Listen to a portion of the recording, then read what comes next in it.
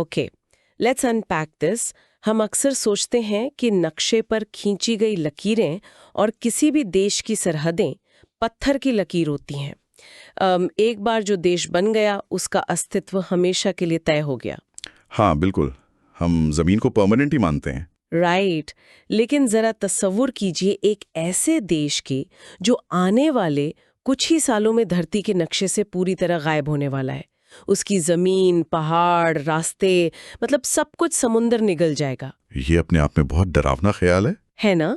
और सबसे हैरानगी इस बात यह है कि अपने अस्तित्व को जिंदा रखने के लिए एक पूरा का पूरा देश खुद को इंटरनेट के क्लाउड पर अपलोड कर रहा है। ये सुनने में किसी हॉलीवुड साई-फाई फिल्म की कहानी लगती है ना, जैसे कोई ऐसी डिस्टोपियन दुनिया हो जहां लोग जमीन खोने के बाद कंप्यूटर्स के अंदर अपनी सभ्यता बसा रहे हैं। सही कहा। और आज हमारी ही दुनिया में हो रहा है।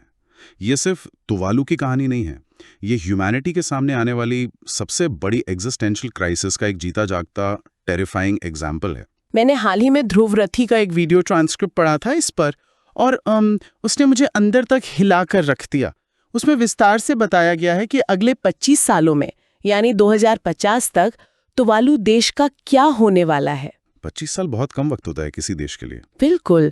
हम अक्सर सोचते हैं कि क्लाइमेट चेंज एक भविष्य की समस्या है, जैसे 2100 की बात होगी, लेकिन यहाँ स्थिति अगले 25 सालों की है।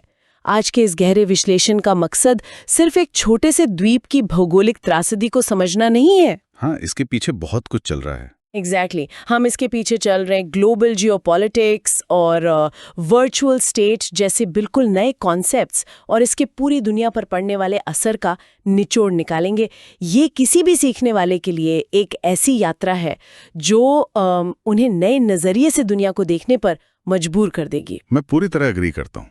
और इस पूरी स्थिति को समझने के लिए सबसे पहले उस जगह के भौगोलिक हालात को समझना बहुत जरूरी है जो इस त्रासदी का शिकार हो रही है। हाँ, उस देश का मैप एक बार ध्यान में लाना जरूरी है। सही बात है। तो टुवालू पैसिफिक ओशन में, यानी प्रशांत महासागर में, ऑस्ट्रेलिया के पास स्थित एक बेहद छोटा देश है। इसकी टोटल आबादी सिर्फ 11,000 लोगों की है। 11,000? हाँ, बस। हाँ। और इसका एक क्षेत्रफल यानी एरिया सिर्फ 26 स्क्वायर किलोमीटर है। दुनिया में वेटिकन सिटी, मोनाको और नारू के बाद ये चौथा सबसे छोटा देश है। वेट, सिर्फ 26 स्क्वायर किलोमीटर? मेरा कॉलेज कैंपस या आसपास का मोहल्ला शायद इससे बड़ा होगा। सही में ये इतना ही छोटा है? और जहां तक मैंने पढ़ा है, ये जमीन भी एक जगह जुड़ी हुई नहीं है। ये पूरा देश 9 छोटे छोटे द्वीपों से बना है, जिनमें से 6 तो एटोल्स हैं। What's fascinating here is ये एटोल्स के बनने का प्रोसेस अपने आप में बहुत अनोखा होता है। ये कोई साधारण पहाड़ी आइलैंड्स नहीं है। अच्छा, तो ये बनते कैसे हैं? होता यह है कि समंदर में जब ज्वालामुखी यानी वोल्केनोज ठंडे पड़कर धीरे धीरे पानी के अंदर डूबने लगते हैं, तो उनके आसपास जो कोरल्स होते हैं वो धूप के लिए ऊपर की तरफ बढ़ने लगते हैं। ओह वाह, यानी पहाड़ डूब रहा है और कोरल्स ऊपर आ रहे हैं। एग्जैक्टली। वक्त के साथ ज्वालामुखी पूरी तरह डूब जाता है और ये कोरल्स पानी की सतह पर एक रिंग जैसा शेप ले लेते हैं। यही एटोल्स हैं। यही भौगोलिक बनावट इन द्वीपों को इतना खूबसूरत बनाती है, लेकिन यही इनकी सबसे बड़ी कमजोरी भी है। कमजोरी क्यों? कोरल्स तो स्ट्रांग होते हैं ना? कोरल स्ट्रांग होते हैं, पर इनमें ऊंचाई नहीं होती। पहाड़ी या ऊंची जमीन ना होने के कारण लोगों के पास हाई ग्राउंड पर जाने का ऑप्शन ही नहीं है। ओह, अब मैं समझी। मैंने एक डेटा देखा था, तुवालू की एवरेज ऊंचाई सी लेवल से सिर्फ 2 मीटर है और वहां का सबसे ऊंचा पॉइंट बस 4.6 मीटर है। सही डेटा है ये? यानी एक मंजिल की बिल्डिंग जितनी ऊंचाई। अगर कोई बड़ा तूफान आता है तो लोग जान बचाने के लिए कहाँ जाएंगे? कहीं नहीं जा सकते।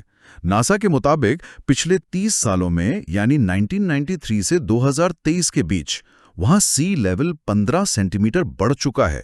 ये ग्लोबल एवरेज से 1.5 गुना ज्यादा है। 60% आबादी रहती है, वो आधी डूब जाएगी। फुनाफूटी का हाल तो अभी से बहुत खराब है। हाँ, अगर हम फुनाफूटी को देखें तो वो एक पतले सांप की तरह लगती है। जब आप एयरपोर्ट का ड्रोन व्यू देखते हैं तो लगता है कि एयर स्ट्रिप ने ही आधी जगह घेर रखी है। ये एक ऐसी स्थिति है जैसे किसी स्विमिंग पूल के बिल्कुल किनारे पर बने घर में रहना। बिल्कुल सही एनालॉजी है ये। अगर पानी छलकता है तो वो सीधा घर में आएगा। और सिर्फ घर डूबने का डर नहीं है, एक और बहुत बड़ी समस्या है जिसे लोग नजरअंदाज कर देते हैं, ग्राउंड वाटर सैलिनाइजेशन। यानी जमीन के पानी में नमक मिल जाना। हाँ, जब समुद्र का स्तर बढ़ता है तो खारा पानी जमीन के अंदर रिसकर मीठे पानी में मिल जाता है। इससे खेत जहरीले हो जाते हैं। यही वजह है कि उन्हें सॉल्ट रेजिस्टेंट फसलें उगाने की कोशिश करनी पड़ रही है। तो जब स्थिति इतनी खराब है तो सवाल उठता है कि क्या इंसान अपनी टेक्निक से इस भूगोल को बदल नहीं सकता? जैसे दुबई ने अपने पाम आइलैंड्स बनाए हैं, वैसे तुवालू क्यों नहीं कर सकता? उन्होंने कोशिश की है। इसे हम उनका प्लान ए कह सकते हैं।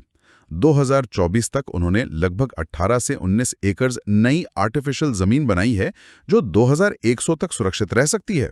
राइट, मैंने वो बर्म टॉप बैरियर्स वाली बात भी पढ़ी थी। करीब 1400 मीटर के बैरियर्स और 200 मीटर की कंक्रीट सी वॉल बनाई गई है। लेकिन ये सब एक गरीब देश के लिए कितना बड़ा गैम्बल है। पैसा ही तो सबसे बड़ी रुकावट है यहाँ। वही ना, ये तो वैसा ही हुआ कि आप अपने डूबते हुए छोटे से घर को बचाने के लिए ऐसी तिजोरी का पैसा खर्च कर रहे हैं जो पहले से ही खाली है। तुवालू के पास आमदनी के स्रोत हैं ही क्या? बहुत कम। माल्दीव्स का एग्जाम्पल ले लीजिए। दोनों देशों की भौगोलिक स्थिति एक जैसी है, दोनों लो लाइंग अटोल्स हैं। लेकिन माल्दीव्स के पास टूरिज्म का एक बड़ा नेटवर्क है जो साल भर में करोड़ों का रेवेन्यू लाता है। और तुवालू में तो वैसा टूरिज्म है ही नहीं। ना के बराबर। तुवालू जियोग्राफिकली अनलकी होने के साथ साथ इकोनॉमिकली भी आइसोलेटेड है। उनकी सरकार की आमदनी मुख्य रूप से यूके, ऑस्ट्रेलिया और न्यूजीलैंड के डोनेशंस पर चलती है। ये टेम्पररी सॉल्यूशंस आखिर कब तक काम आएंगे? तो जब दीवारें पानी को रोकने में नाकाम हो रही हैं और उन पैसा खत्म हो रहा है, तो लोगों के पास देश छोड़ने के अलावा और क्या रास्ता बचता है? यहाँ से हम प्लान बी पर आते हैं, जो पॉलिटिक्स और डिप्लोमेसी का एक अलग ही सीन पेश करता है। प्लान बी यानी देश छोड़कर पड़ोसी के पास जाना। एग्जैक्टली। यहाँ फाले पीली यूनियन ट्रीटी का जिक्र आता है जो ऑस्ट्रेलिया और टुवालू के बीच हुई है। ऑस्ट्रेलिया ने कहा है कि वो हर साल 280 टुवालू नागरिकों को परमानेंट रेजिडेंसी देगा। इसे दुनिया का पहला क्लाइमेट वीजा कहा जा रहा है। लेकिन सोचने वाली बात यह है कि जब ये वीजा ओपन हुआ तो 8,750 लोगों ने अप्लाई किया। ये टुवालू की आबादी का 82% हिस्सा है। 82%? यानी हर कोई निकलना चाहता है। पर 280 की लिमिट में बाकी लोगों का क्या होगा? सिलेक्शन कैसे हुआ? सिलेक्शन किसी पढ़ाई या उम्र के आधार पर नहीं हुआ। उन्होंने लॉटरी सिस्टम रखा। क्योंकि क्लाइमेट चेंज सब पर बराबर असर करता है, इसलिए एजुकेशन या एज के आधार पर चुनना डिस्क्रिमिनेशन होता। ये तो बड़ा दिल तोड़ने वाला सिस्टम होगा। पर डेटा के मुताबिक हर साल लगभग 4% आबादी देश छोड़ रही है। यानी अगले 17 सालों में उनकी आधी आबादी चली जाएगी। बिल्कुल। पर ऑस्ट्रेलिया अचानक इतना मेहरबान क्यों हो गया, ये सोचा है आपने? यहाँ से ये बहुत इंटरेस्टिंग है। मैं यही सोच रही थी, क्या ऑस्ट्रेलिया सच में इतना दयालु है? मेरे दिमाग में एक लाइफ बोट की एनालॉजी आती है। ये बिल्कुल वैसा है जैसे एक बड़ा जहाज यानी ऑस्ट्रेलिया आपकी छोटी नाव को डुबा रहा हो अपने धुएं से, और फिर हर साल थोड़े से लोगों को अपनी लाइफ बोट में आने का ऑफर दे। और उस लाइफ बोट में बैठने की कीमत भी है। हाँ, शर्त यह है कि आप किसी और से दोस्ती नहीं कर सकते। Exactly. If we connect this to the bigger picture, तो जियोपॉलिटिक्स में कुछ भी मुफ्त नहीं होता।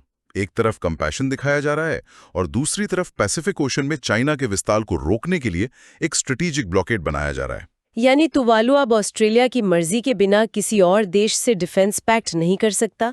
उन्हें वीटो पावर मिल गई। सही समझा आपने। तुवालू उन देशों में से है जो ताइवान को रिकॉग्नाइज करता है। चाइना वहां अपना इन्फ्लुएंस बढ़ाना चाहता था, जिसे ऑस्ट्रेलिया ने इस ट्रीटी से इफेक्टिवली रोक दिया। ये तो हिपोक्रेसी की हद है। एक तरह से तुवालू ने अपनी आजादी बेच दी अपना वजूद बचाने के लिए। और आयरनी देखिए, जो देश तुवालू को डूबने में बड़ा योगदान दे रहा है वही उसको बचाने का दिखावा कर रहा है। ऑस्ट्रेलिया फॉसिल फ्यूल एक्सपोर्ट्स के मामले में बड़ा प्लेयर है। ग्लोबल इमिशंस का 4.5% वहां से आता है। तुवालू के पीएम फुलेती थेओ ने तो इसे सीधे तौर पर डेथ सेंटेंस कहा है। वैसे अब आते हैं सबसे मेन पॉइंट पर। अगर आबादी ऑस्ट्रेलिया चली जाएगी और जमीन पानी में डूब जाएगी, तो क्या तुवालू एक देश के रूप में बचेगा? यही सवाल प्लान सी को जन्म देता है। और प्लान सी एकदम किसी साइफाई दुनिया जैसा लगता है। कानून की नजरों में एक देश के अस्तित्व के कुछ रूल्स होते हैं। हाँ, मैंने मॉन्टेविडियो कन्वेंशन के बारे में पढ़ा था। उसके मुताबिक देश के लिए एक डिफाइंड टेरिटरी यानी जमीन और एक परमानेंट पॉपुलेशन यानी आबादी जरूरी है। लेकिन जब तुवालू पानी के अंदर होगा तो उसके पास दोनों ही नहीं होंगे। So what does this all mean? यानी अगर जमीन डूब गई तो उनका अपने ही समुंदर, वहां की मछलियों और रिसोर्सेज पर से हक खत्म हो जाएगा। यही सबसे बड़ा डर था। अगर उनका अस्तित्व खत्म हुआ तो कोई भी बड़ा देश आकर उनके वाटर्स पर कब्जा कर लेगा। इसीलिए तुवालू ने यूएन से अपील की है कि उनकी मैरिटाइम बाउंड्रीज परमानेंटली डिफाइन की जाएं, चाहे जमीन डूब ही क्यों ना जाए। और इस लीगल लूप होल से बचने के लिए उन्होंने एक और हैरानंगेज कदम उठाया है। उन्होंने अपना कॉन्स्टिट्यूशन अमेंड करके खुद को वर्चुअल स्टेट घोषित कर दिया है। ये सच में एक मास्टर स्ट्रोक है। पर सोचिए जरा, एक पूरा देश एक हार्ड ड्राइव या क्लाउड सर्वर पर मौजूद है। ये मेटावर्स की तरह सुनने में लगता है। हर घर, पेड़, दादा दादी की कहानियां और उनके फेस्टिवल डांसेस का 3D स्कैन किया जा रहा है ताकि देश को डिजिटली रिक्रिएट किया जा सके। साथ ही वो डिजिटल पासपोर्ट्स बना रहे हैं जिसके जरिए इलेक्शंस और बर्थ्स या मैरिजेस का रजिस्ट्रेशन सब वर्चुअली होगा। और 25 देशों ने, जिसमें ऑस्ट्रेलिया और न्यूजीलैंड शामिल हैं, इस वर्चुअल स्टेटस को मान्यता भी दी है। पर मेरे अंदर एक सवाल उठता है, यहाँ लोग कोई गेम नहीं खेल रहे, एक पूरी सभ्यता अपनी यादों को जिंदा रखने की कोशिश कर रही है। पर क्या एक डिजिटल पेड़ की छांव में बैठने का एहसास फिजिकल पेड़ जैसा हो सकता है? नहीं, बिल्कुल नहीं हो सकता। डिजिटल कॉपी असलियत की जगह नहीं ले सकती, लेकिन कानूनी अस्तित्व बचाने के लिए जरूरी था। ये संस्कृति और जमीन के कनेक्शन को डिजिटल युग में दोबारा रीडिफाइन करने का पहला हिस्टोरिकल एग्जाम्पल है। लेकिन हमें ये नहीं भूलना चाहिए कि तुवालू की कहानी सिर्फ पैसिफिक ओशन तक सीमित नहीं है। ये उस आने वाले तूफान की पहली झलक है जिसका सामना पूरी दुनिया करने वाली है। अगली बारी किसकी है? अगली बारी उन सब देशों की है जो लो लाइंग है। नौरू और मार्शल आइलैंड्स तो खतरे में हैं ही। किरिबाती ने तो अभी से फिजी में 20 स्क्वायर किलोमीटर जमीन खरीद ली है अपनी आबादी शिफ्ट करने के लिए। वेट, उन्होंने किसी दूसरे देश के अंदर जमीन खरीद ली? इसके अपने अलग सोशल और लीगल कॉम्प्लिकेशंस होंगे। वहां किसके कानून चलेंगे? वही तो मसला है। हालांकि कुछ नेचुरल सॉल्यूशंस भी अपनाए जा रहे हैं, जैसे फिजी और सोलोमन आइलैंड्स में मैंग्रोव्स लगाए जा रहे हैं। इनकी जड़ें लहरों की हाइट को 66% तक कम कर सकती हैं। साथ ही कोरल रीफ्स भी रिस्टोर किए जा रहे हैं। पर ये सब बैंडेड सॉल्यूशंस लगते हैं मुझे। ग्लोबल लेवल पर देखा जाए तो 2050 तक 800 मिलियन लोग खतरे में हैं। और हमें लग सकता है कि ये दूरद्वीप की कहानी है, लेकिन डेटा बताता है कि मुंबई, कोलकाता और ढाका जैसे बड़े शहर सबसे ज्यादा रिस्क पर हैं। और इन बड़े शहरों के डूबने का ग्लोबल इकोनॉमिक कॉस्ट लगभग $1 ट्रिलियन होगा। सोचिए, अगर मुंबई या कोलकाता में ऐसे हालात हो जाएं, वहां के लोगों को किस क्लाइमेट वीजा के तहत कहां भेजा जाएगा? करोड़ों लोगों का लॉटरी सिस्टम कैसा दिखेगा? This raises an important question कि ग्लोबल इनजस्टिस की हद आखिर क्या है। G20 के 20 देश 80% ग्लोबल एमिशंस के लिए जिम्मेदार हैं, जबकि तुवालू जैसे देशों का कार्बन फुटप्रिंट 0 के बराबर है। जो देश पोल्यूशन नहीं फैला रहे वो सबसे पहले कीमत चुका रहे हैं। सही कहा। जब तक बड़े देश कोल और ऑयल का इस्तेमाल बंद नहीं करते और हम रिन्यूएबल एनर्जी पर शिफ्ट नहीं होते, तब तक ये मैंग्रोव्स या आर्टिफिशियल दीवारें काफी नहीं है। बिल्कुल। लेकिन देखिए, ह्यूमन हिस्ट्री में हमने देखा है कि जब हम आपस में मिलकर काम करते हैं तो समस्या हल होती है। हाँ, इसमें उस ओजोन होल का उदाहरण बहुत आशा जगाता है। एक वक्त था जब ओजोन होल इंसानियत का सबसे बड़ा खतरा था, पर पूरी दुनिया ने मिलकर CFCs को बैन करके उस प्रॉब्लम को लगभग सॉल्व कर दिया। इंसानियत ने पहले भी असंभव को संभव किया है। वही उम्मीद हमें आज भी करनी होगी। लेकिन इस गहरे विश्लेषण के आखिर में एक नया और विचारणीय सवाल हमारे सामने आता है। आज सवाल ये नहीं है कि क्या हम क्लाइमेट चेंज को रोक सकते हैं या नहीं।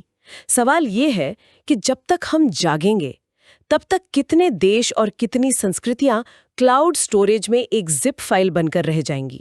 ये एक बहुत गहरा सवाल है। क्या एक डिजिटल कॉपी कभी उस मिट्टी की खुशबू और समुंदर की लहरों का सच में बदल बन सकती है, या ये सिर्फ हमारी नाकामी का एक डिजिटल म्यूजियम होगा?